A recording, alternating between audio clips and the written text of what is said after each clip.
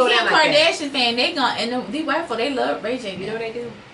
So Ray J said it didn't go down. They didn't say they go down like that. Then it didn't go down.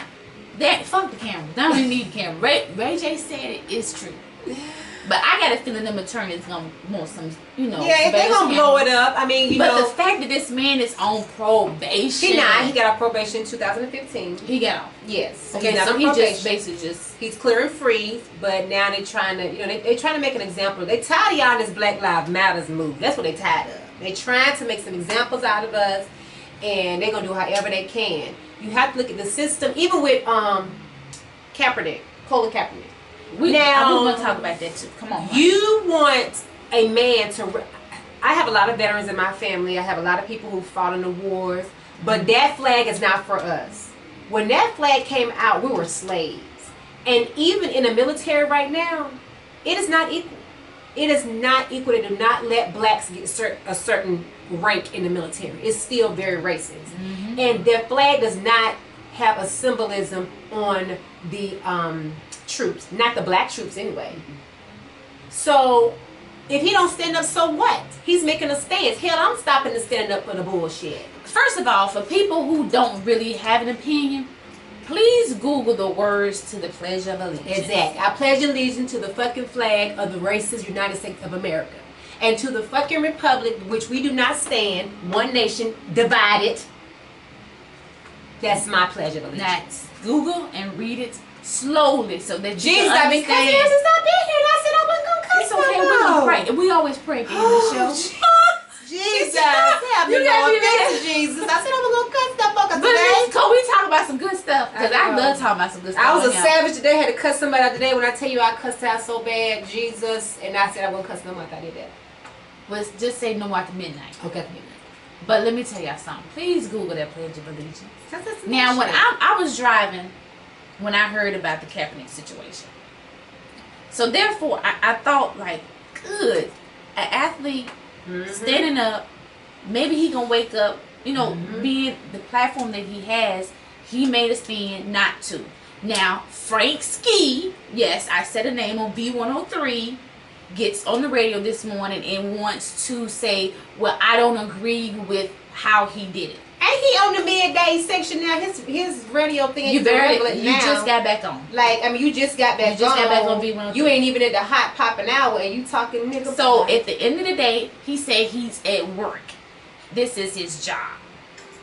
I don't think that San Francisco, because ain't that who he play for? Yeah. Yes. I don't think San Francisco is going to fire Kaepernick for that because he didn't stand up for the Pledge of Allegiance.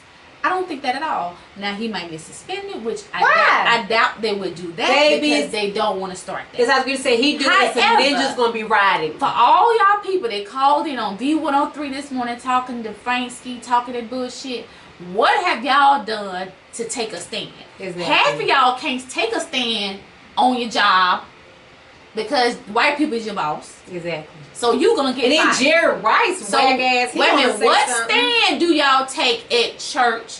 What stand do y'all take in your community? What stand do you take just being in public where you protesting, you going and you help? So for all y'all want to talk bad about Kaepernick saying he did this and he did that, he stepped up and he took a stance. When most of y'all only standing up, turning your TV channel to watch what everybody else doing. Exactly. So Frank Ski, he pissed me off so bad this morning talking about it's the way he did it. This is his job. He shouldn't do this because then it's going to put San Francisco in a predict. Everybody has a right to freedom of speech. I don't give a damn That's who what you work that's for. Supposed to be about, right? I don't give a shit well who you work for. You're supposed to have a right to freedom of speech. So whether you play for the 49ers or you out here playing for the Department of Transportation, you still stand up.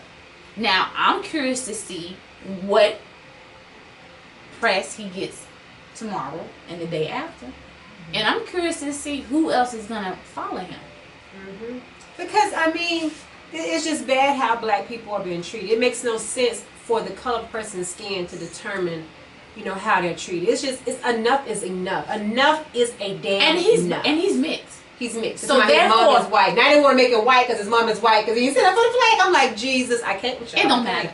The boy got white. If you mix with black, you ain't black. white. You're black. Because y'all It is Caucasians said it's we got black. You wouldn't let him be. So he white. probably is dealing with some stuff in his family. He probably have dealt with some situation in his life from being treated a certain way. Mm-hmm. So he probably was at his breaking point of being like, look, I'm tired of seeing this shit on the news, on Instagram, kids getting killed, unarmed teens getting killed. So at some point you can break. Everybody has the brave, the land of the free. Are we really free?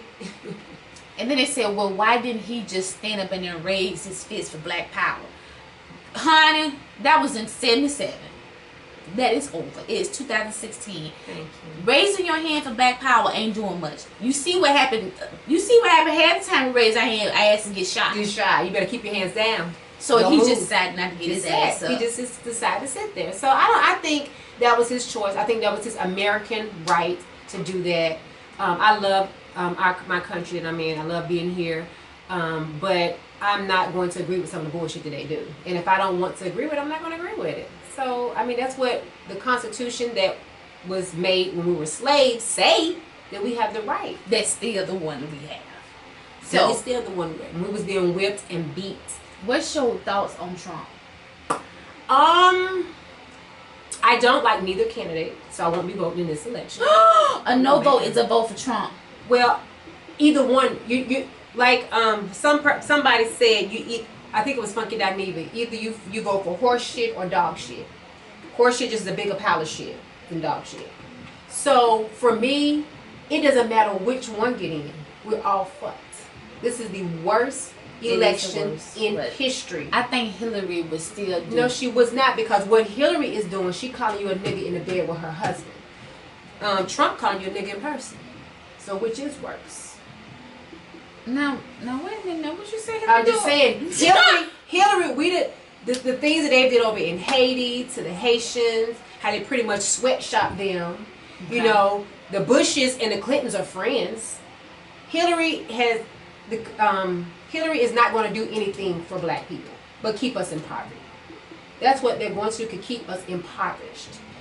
With Trump, I don't think he's racist as like black and white, but he's socially, economically racist. Yes, he is. So what he's going to do if he get in here, he's going to stop all the government aid and stuff, which is going to traumatize our community and affect our community, which is not good.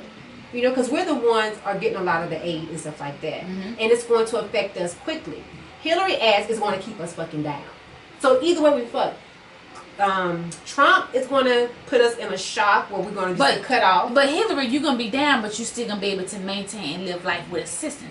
With Trump, you're going to be homeless. But that's good. Assistance. That's good to be impoverished. No, it ain't. It ain't good to be impoverished. To have but to live off food stamps. Trump is trying to separate and get rid of everything. Socially. Some people need that to make it. No, not them ones that having them 6 and 7 babies that I be seeing pushing away without the boulevard. I ain't talking about none of them. Some people need it, and it ain't just blacks, it's Hispanics. Whites too. Oh, they don't get it twisted now. But I'm just saying, neither candidate is a good candidate for me. Hillary is going to keep us down, like where we are. We're going to have to keep fighting. It's 2016. Why aren't we better off than we are? Because that has been the goal of the white person, to continue to keep us down like we are. But a white person can only keep you down if you allow them. At some point, black people... System. Have you saw Thrive? Have you looked at Thrive, a documentary? I did. Okay, honey, so you know what the deal is. They will not, it is a conglomerate. It's a collective effort to keep the black man down. They will never allow us to get so far, and once we do, they're going to start to push us back, okay? That's what they're doing. It's a systematic pushback. Trump has been a Democrat for many years and supported Democrats. He understands what is happening, but he's saying to us in the wrong way, niggas, y'all going to stay down because they're going to keep you down. I know this because I helped pay for that keep down. I'm trying to help y'all out. I'm trying to help y'all get to a place where he need to find a better goddamn way. He don't know how to say nothing because he's an arrogant idiot. Hillary's saying, no, we got to keep him down. We got to keep them on them food stamps. We got to keep them in that public housing. We got to keep them bad educational systems. That's what she want to do. But as a black people, when we're now the majority, we have to not even be involved in this race. We got to start doing stuff on our own. That race is irrelevant to us. That presidential race has nothing to do with us, with black people. Nothing to do with us. We as a people got to band together and start pushing and promoting our own agendas. Because if we wait for that presidential race to do it, we're going to continue to stay down. So I'm hoping this uprising that's happening right now is going to provoke black people as a collective whole to start pushing our own agendas. We got to start making our school system better. We got by voting in your local election. That ain't gonna do shit. Crazy. That ain't gonna do shit. So you think the president is just gonna change everything? No, he's not. But when we have our schools, you got to make sure, if you're a school teacher, a black school teacher, you got to make sure you're doing everything in that classroom to make sure every black child in there is getting a fair education. That's what you got to do. You got to take responsibility for what you're doing yourself. Right. First of all, if you're going to be an educator, educate the child. If you see the child is not doing well, like they did back in the time when I was going to school, they went an extra mile. These days, black school teachers are not going the extra mile. No, first you got to start doing that. So, do you know why they desegregated? Desegregation was not about because they liked black people. Desegregation was about economics. Yeah. Okay? So we were having our money in our own communities. They said, oh my God, we're not getting richer. They are getting better. They got good school system. They got health care. They're doing great. Let's bring them Negroes. We got this desegregate this, honey. They getting too big. Yeah. We had our own banks. We become too powerful. So they desegregated to bring us together, to bring us down. That wasn't for our good to desegregate us. They did it because we were becoming too powerful. Mm-hmm. We got to get that same mentality. We got to start building our communities back up. Yes, we do. Once we take our dollar away, baby, you'll see some change. It's hard, but as long as you don't take that dollar away, instead of making people, someone talked about the fact of how Asians keep their money in their community, mm-hmm. white people keep their money in their community, mm-hmm. Hispanics even keep their money in the community, but they said the black person dollar leaves the community within like a minute. I believe so. As soon as we get the money, where we go? Get some Gucci. Red bottoms, staying on the boulevard. Yeah. Jordan ain't helping us. No. So it's just like, even me on the show, even I get criticism about what type of car I drive because I don't drive a fancy car. I am a business owner. I own a business on West Peachtree in Atlanta. I make 6 figures every year. But I am not suffering for nothing, honey. I choose to drive the car I want to drive because I'm tight. I'm not going to go out there and spend my money. My car runs perfectly. But I do have a 4-bedroom, 3-bathroom brick home. Right. But I'm just not, I don't put my money in stuff like that. When the recession happens, the people who lived above their means, that's who crashed. That's who failed. Yeah. But the people who had some money and lived below or within their means, that's the people who survived during the recession, okay? Yeah. So you have to learn. You cannot live at and above your means. But you know, that's so hard in Atlanta because everybody here it's not only Atlanta. It's not in Atlanta, honey. It's a lot of places. It's everywhere. But here, because you know, we have the highest percentage of self-employed. But it's not Atlanteans. It's the imports that act like it is the imports. The people that I know from Atlanta. I don't even know that many people. I know a lot of people from Atlanta. They are down to earth. They are hard workers. And they have nice things. They're not in this elaborate. It's the imports like they come here trying to be something else, then it ain't working. It is not they're working. Trying to do that for show, the facade and stuff like that. And it's just like, I don't get it. Like, white people, you pull up to $1 million house. Guess what's in the driveway? A Honda. What the Bill Gates Warren Buffett, a Honda. Family van. And probably an Infinity or a Lexus. You drive up to an apartment complex in a black person and you're going to see an S500. Go to the parking garage of the Atlantic. Mm-hmm. Let's just tell you. The Atlantic, the rent's running $4,000 and $5,000 a month, so I can get that. No, they don't. I have units in there. No. You can go in there and get some shit less than $4,000. But they used to have the Section 8 people that did it one time, didn't we? No comment on that. No comment on that because I am in real estate. Let me stop. Okay, I can usually bust your hustle up. But anyway, you can't go in there and get something less than $4,000. But I have never seen the mini Maseratis. Oh, I've seen Rolls Royces over there. Baby, 2-door. You talking about 2-door to 4-door? Right? Yes, I've seen them over You're gonna see cars just they don't make no sense. Foreign import line. Apartment. High rise apartment. They live in an apartment. You're right. And then we can go across the street to get a little older. Yes. You still gonna see 12. Mm-hmm. You still gonna see the high end cars, but now I ain't gonna say they're renting. Most of them are. Well, Majority. Yes. Because you know there is some people in Atlanta that own it. There's you. And I feel so sorry for them right now. What's going on is you do own it. If you need to get out of it, call me. And then you have the ones across the street that definitely own those. And then there's a lot of tenants over there. However, in Atlanta, you could go anywhere. Follow some of these people home that's driving these cars. They live on an air mattress. They renting, and I promise you, it's got a Florida tag on it. They for sure. Yeah. So it's just like if you have a high-end bag, a nice car, and a pair of Louboutins, you make it in Atlanta, baby. Oh, the men will say they'll say something to you.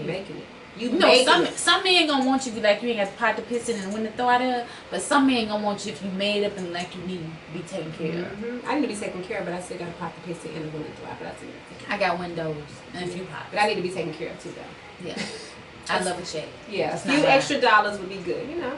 To buy some extra stuff that I am not going to pay with my money. Anytime I'm spending money that's not mine, I'm very happy. Me too. We got something in common. I love spending money that's not mine. Yeah, that's why we get along so good. Yes, and I love making deposits. Yes, like me too, honey.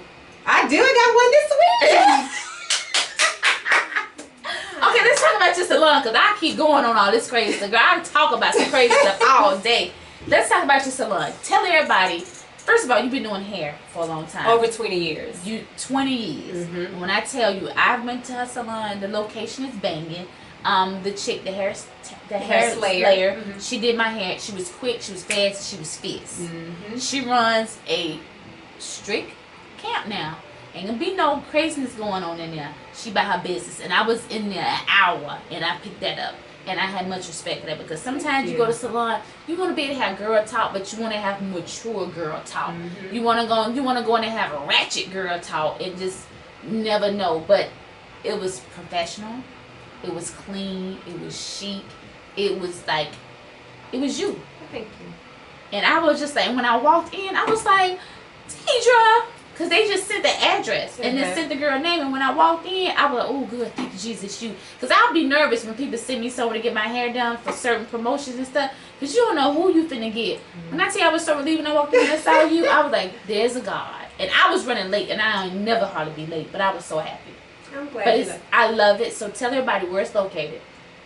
I'm on West Peachtree Street. I'm 1270 West Peachtree Street in Atlanta, Georgia. And I've been there about 5 years. And right now, I am working on opening my beauty school, which is called Jadoa Academy. Yes, we got to talk about that. So that is coming along. And Jadoa Salon, I mean, sometimes it's time for me to progress and move forward. So maybe in the near future, you know, I won't be at Jadoa Salon behind the chair. So I'm working on becoming from behind the chair and getting into this beauty school. So where will the beauty school? What's the beauty school going to be? The beauty school is in Conyers, Georgia right now. What? What made you go way out there? I know. You live in Conyers? I live close. Yes, gee, now you don't go past 10th Street. And, you know, Conyers is one of the growingest cities here. The most wealthiest African Americans. Yes, so County. And it's a growing city, so I did my homework. So yes, ma'am, honey. So I'm excited about it. I'm excited getting up and going. This is my retirement plan. I can't be behind the chair forever. My body's starting to ache. Beauty school is hard because that's a lot of accreditation. That's a lot of states. That's a lot of work. That's hard. But I know you're gonna pull it off. I'm gonna pull it off, and I'm ready. I'm here 20 years doing hair. But I can't talk. I've been doing real estate for 17 years. Oh wow. And I stuck a key in the door the other day, and it's like I had an out-of-body experience. Someone just came over me like, ooh. I don't want to stick a key in the door no more. I don't want to show another house. I don't want to walk in, cut no lights on, give you no tour. Girl, I walked in, cut the lights on, and said, go ahead and look. Great. It was like I didn't even have the energy to take the people through the house to, okay, this is the master with blue. You know how you go in there and you sell the house? Yeah. I didn't even have the energy to even tell the man. I just go, you know, look on you. Like, I just wanted to go look at by himself. And I knew I couldn't do that because that would be rude. And this man was so excited to get an appointment with me. So I had to put on that fake visage and really give him a tour of the house. And all I really want to do was just say, you going to buy it or not? So it's just like, now me teaching and helping and showing people how to make money in real estate. Because they're going to teach you how to keep your license. Yeah. That's fine. I'm going to need y'all to learn that. I'm going to teach you how to make money and to become a boss in real estate and not just someone that's showing houses and keeping a real estate license. Okay. So it's just like I'd rather do that than just showing. Like I just can't do no more. So I understand when you're saying you're trying to come out behind that chair. Yeah. I'm trying to come out behind that key. Because at some point when you get older, you want to more so get more into the backbone of your business. Now, will I ever get out of real estate? I don't know. I would love to. Oh no, I would never get out of the beauty business. Because I've been doing it so $1 trillion long. industry. Yeah, it's trillion. So I would never get out the industry, but I want to go into different facets of it. And my next facet of it is the school. I did everything as a platform artist. I've had my own salon. I did traveling stylist. I've worked with on different projects. Like the next part is for me to own a beauty school. That is the last. That's like the presidency of the beauty industry. That is. To own your own beauty school. Because you done did everything. You specialize in everything. Yes. I've seen some stuff come out your door. Next is for me to own a school and to teach people, like you say, how to stay in the beauty industry, so how to stay relevant in the beauty industry, to be great at what you do, and to handle your business. That is my passion. I am not all about the business. I'm most definitely about the beauty. Yeah, you have. Do you feel like the show has portrayed that across to your viewers and your fans for as your business? Because some people in reality TV, they don't get to portray their business. I don't think they did portray my business accurately. You know, I think it was a lot of craziness with my business. And for people to think that I don't have any business to be on West Peachtree. If you know anything about Atlanta, you cannot be on West Peachtree without no clients. Baby. She's down the street from Trump Towers. Yes. Oh, it was supposed to be Trump Towers. I'm actually inside Trump Towers. Oh, that is right. Yes, So you cannot be there and not have no business. So it's funny to me that TV will portray that, but it's all for TV. It's all but for see, the drama. thing about it is, people in Atlanta, we know the real. It's the people that don't know. But rent ain't cheap in the city, and it damn sure ain't cheap where Peachtree is in the street name, whether it's West Peachtree Street, Peachtree Road, Peachtree Center, Peachtree Circle. Anything with that Peachtree in it, that's prime real estate. Prime area. It ain't cheap. Boo-boo. So I don't think they really portrayed my business, accurately. But I found out it wasn't their intent to portray my business. It is to get ratings. They could care less about how my business grows. It's up to me, what I use do. Your platform to bring it back to your business. So now I understand that more, and I have to be very aware of what I'm saying when I'm on there. I have to be very aware of my actions and what I allow them to film and not to film. And I'm more cognizant of that now. So I am going into season 3. Hopefully we get a season 3. And I will be more aware of that. But most definitely season 2, you'll see that I have totally changed in how I'm very cautious of what I allow them to film about me and show about me. Because you're not going to make me your reality. It's going to be some of my reality too. Yeah. I could tell it was a difference in you from season 1. I didn't know nothing. It's just like, okay, what's going on? I had a few people that sit and tell me certain stuff, so that's why I think I handled my season 1 the way I did, which I love the way I did. I think I came out right where I needed to be. But if I didn't have those friends that had went into reality TV before me, and I did, to sit me down and tell me, and I love y'all for that. Yes, so they was like, "Oh, we heard. Call me on my phone. We need to talk." I even had some of the housewives like, this. Don't do this. And it was just like... It's helpful. It's very helpful because you would either sink or swim. Yes, and thankfully God that even though I was a villain, it made me swim